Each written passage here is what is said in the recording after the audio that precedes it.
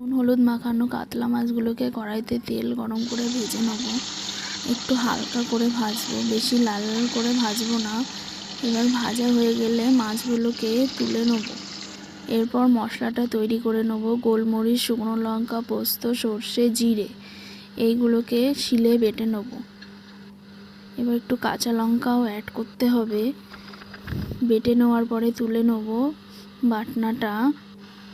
এবার কড়াইতে আর একটু তেল দিয়ে জিরে ফোড়ন দিয়ে একটু জল দিয়ে দেবো। এরপর মশলাটা দিয়ে দেবো, দিয়ে একটু হালকা নাড়াচাড়া করব। তারপর একটু জল দিয়ে দেবো। তারপর লবণ দিয়ে একটু ফুটে উঠলে মাছগুলো দিয়ে দেবো। মাছগুলো দিয়ে একটু ফুটিয়ে নেব। লাস্টে কাঁচা লঙ্কা দিয়ে তৈরি হয়ে গেল সর্ষে পোস্ত কাতলা রেসিপি। ভালো লাগলে লাইক করুন, কমেন্ট করুন, শেয়ার করুন, পাশে থাকুন।